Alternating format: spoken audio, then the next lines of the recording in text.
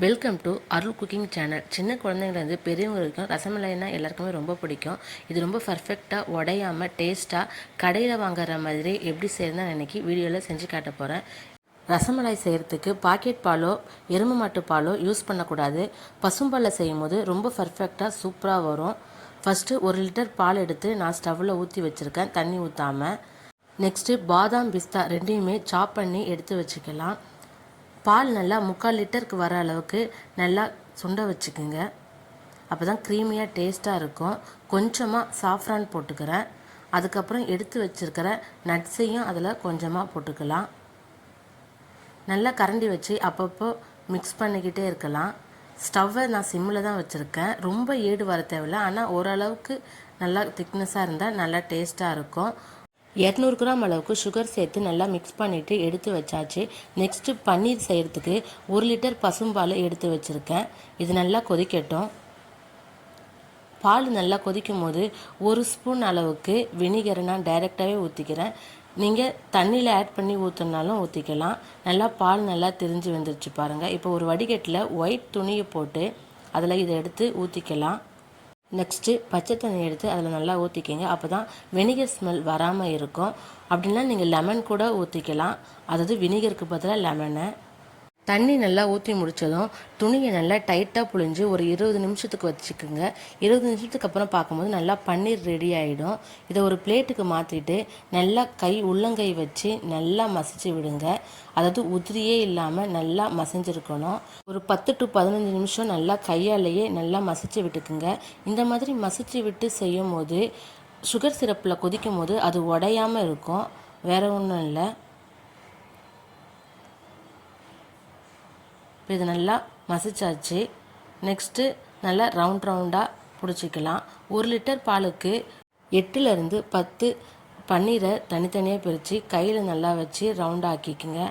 சைடில் விரிசல் இருந்தாலும் வேக வைக்கும் போது உடையாமல் இருக்கும். ரொம்ப மெலிசாக போட்டிங்கன்னா அது தண்ணியில் போட்டு வேக வைக்கும் போது உடஞ்சி திரியாக போயிடும்.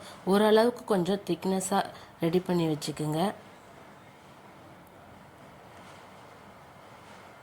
நெக்ஸ்ட்டு இது நல்லா வேக வைக்கிறதுக்கு தேவையான அளவுக்கு தண்ணி ஊற்றிட்டு அதில் ஒரு 200 கிராம் அளவுக்கு நான் சுகர் சேர்த்துக்கிறேன். நாங்கள் சுகர் மைல்டாக தான் நாங்கள் சேர்த்துக்குவோம். எக்ஸ்ட்ரா வேணும் அப்படின்னா நீங்கள் உங்களுக்கு ஏற்ற மாதிரி எக்ஸ்ட்ரா சேர்த்துக்குங்க. தண்ணி நல்லா கொதிக்கும் போது ஒவ்வொரு பீஸாக அதில் போடுங்க. தண்ணி கொதிக்கிறதுக்கு முன்னாடியே போடாதீங்க, அப்படி இல்லைன்னா உடஞ்சிடும்.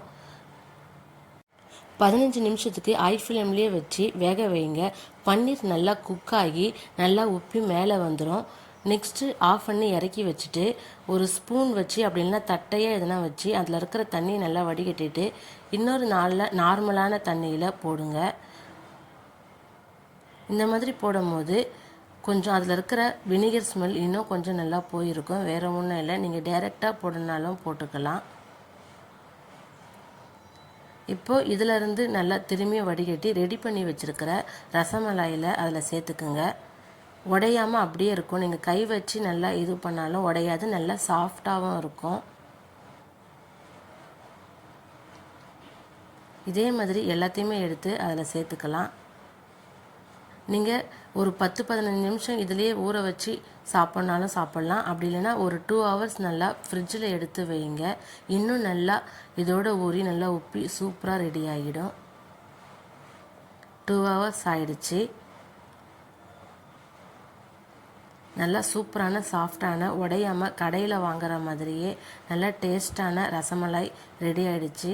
நீங்களும் இதே மாதிரி உங்கள் குழந்தைங்களுக்கு நார்மல் டேயோ அப்படின்னா ஃபெஸ்டிவல் டே செஞ்சு கொடுத்து பாருங்கள்.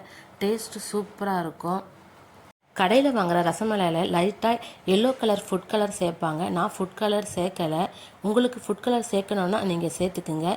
இதெல்லாமே ரெடி பண்ணதும் லைட்டாக மேலே நட்ஸு போட்டுக்கலாம். அவ்வளோதான், சூப்பரான ரசமலாய் ரெடி. நீங்களும் இதே மாதிரி உங்கள் வீட்டில் செஞ்சு என்ஜாய் பண்ணுங்கள். அருள் குக்கிங் சேனலை லைக் பண்ணுங்கள், ஷேர் பண்ணுங்கள், கமெண்ட் பண்ணுங்கள். மறக்காமல் சப்ஸ்கிரைப் பண்ணுங்கள். தேங்க்யூ ஃபார் வாட்சிங்.